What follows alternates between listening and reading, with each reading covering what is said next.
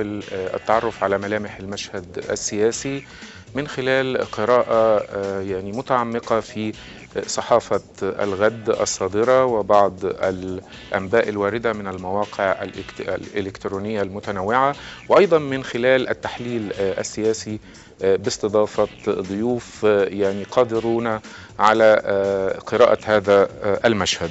نبدأ بخبر من وكالة أنباء الشرق الأوسط. المستشار محمود مكي نائب الرئيس يتقدم باستقالته ويؤكد طبيعة العمل السياسي لا تناسب تكويني كقاضي. قدمت استقالة سابقة في 7 نوفمبر وحال دون قبولها العدوان على غزة، وحاولت تجنيب الوطن الفتنة بالحوار.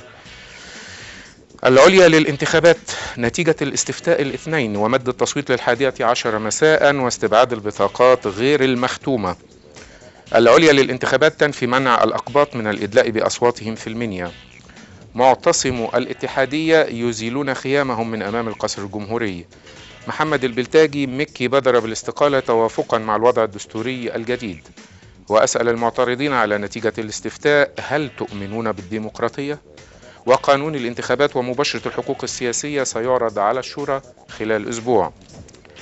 وفاة منصور حسن وزير الإعلام الأسبق. الاعتداء على رئيس مجمع اللغة العربية بسبب توجيهه الناخبين بالدقي. غرفة عمليات حزب العمل: ناخبون يطردون السفيرة الأمريكية بالهرم وصفت اللبن. وزير الداخلية: لم نرصد أي تجاوزات وسنتصدى لمحاولات تعكير سير الاستفتاء. رفيق حبيب: المسيحيون الخاسر الأكبر من تحالف القوى العلمانية مع النظام السابق. محمد سليم العوا وأبو العلا ماضي ومنار الشربجي ومعتز بالله عبد الفتاح ووائل قنديل ونادر بكار يعتذرون عن عضوية الشورى. محمد البلتاجي: الإخوان المسلمين ستتوافق مع جبهة الإنقاذ الرافضة للدستور. هبة رؤوف عزت: خرائط التصويت بالاستفتاء لها دلالاتها ومن لا يتعلم فقد ظلم نفسه.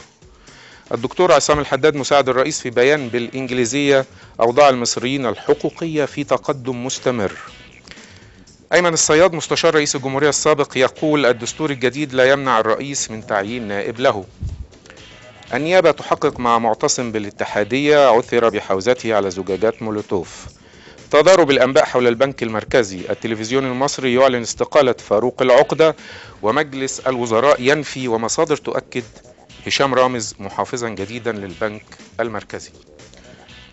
يعني دي كانت أهم الأخبار. كان في بعض الأخبار الأخرى في الصحافة الصادرة غدا ويمكن تكاد تكون تمثل وجهة النظر الأخرى التي ترى أن الاستفتاء شابه الكثير من التجاوزات.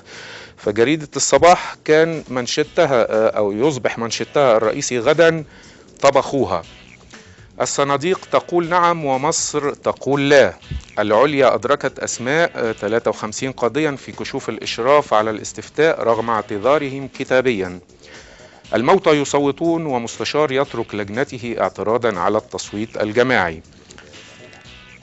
ده منشط جريدة الصباح غدا. في أيضا بعض المنشطات الأخرى زي نظر نقد محاكمة القرن اليوم.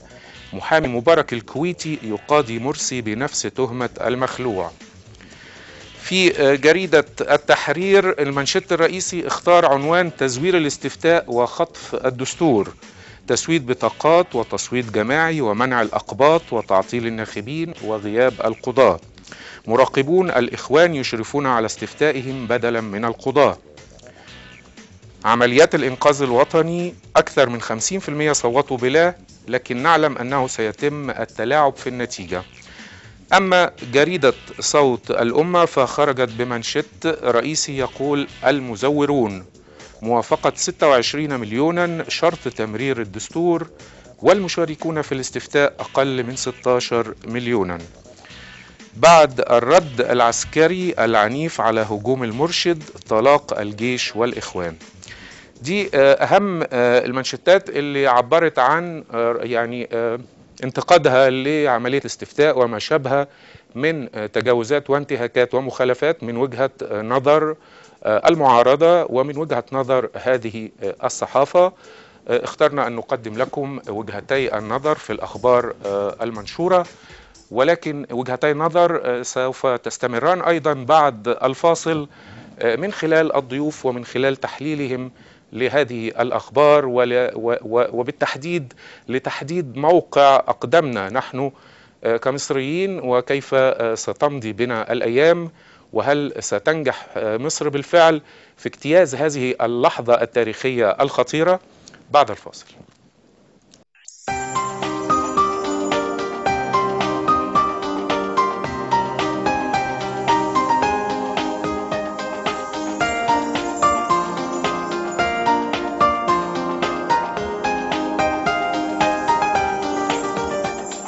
هترجعي تنوري أنا في لياليكي، من الكنيسة لأزهري متوحدين بيكي.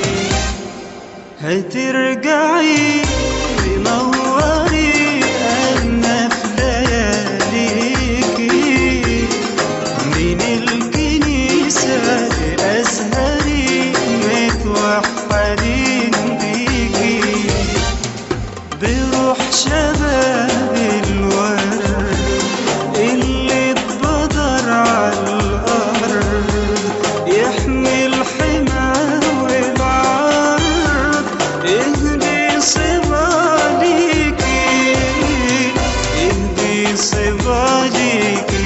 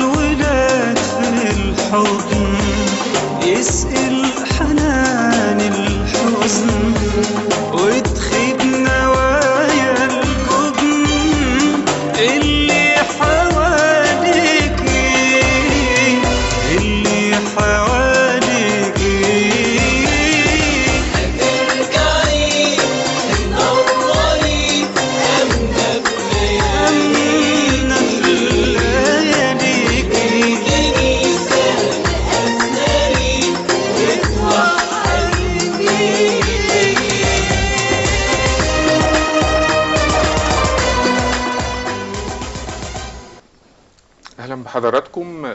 بنبدأ حلقتنا مع الموجز مع ضيفي اللي أحب أرحب بحضراتهم، الشاعرة والصحفية الأستاذة زينب أبو النجا، الدكتور كمال حبيب الكاتب والصحفي المحلل السياسي. أهلا بحضراتكم. أهلا.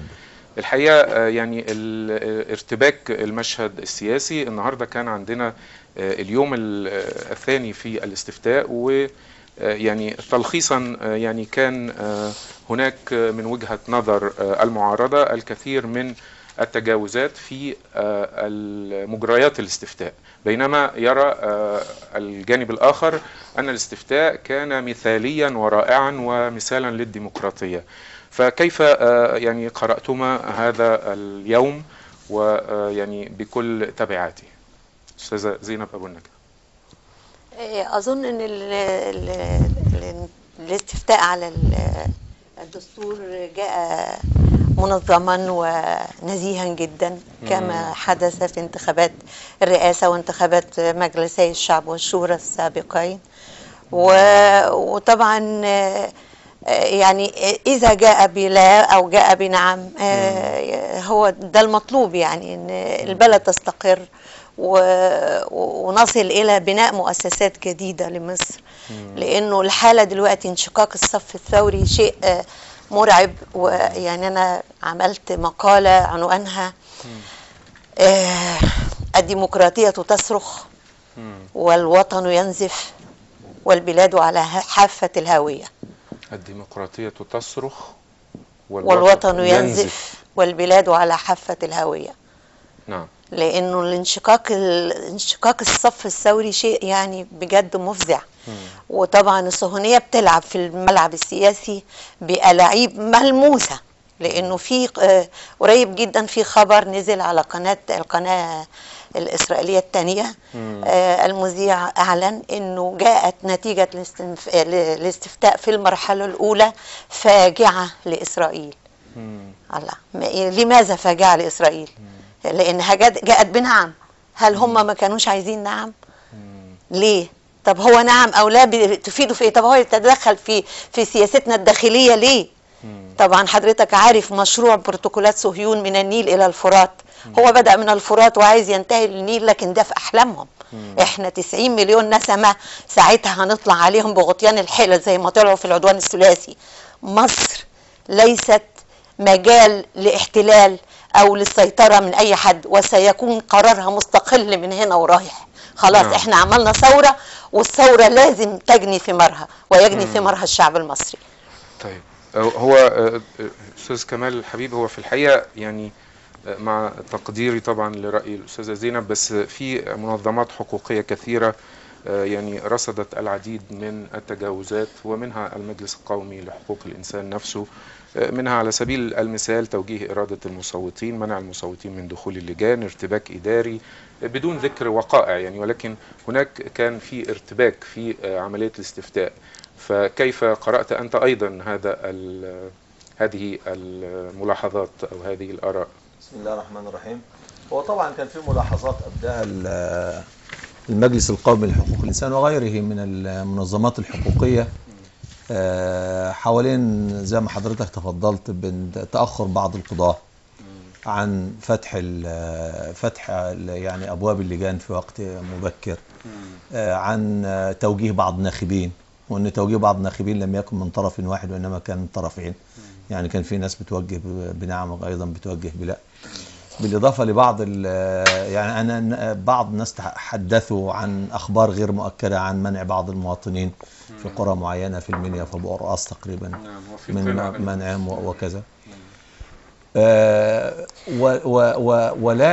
ولكن كل هذه الانتهاكات لا ترقى إلى مستوى ان احنا نقول ان يعني هي انتهاكات تحدث في اي انتخابات بتحدث في العالم، لا ترقى الى مستوى ان نقول انها يعني بلغت حدا اضر بجوهر العمليه الانتخابيه، او يعني ان التصويت لا يعطي يعني زيفت اراده الناخبين.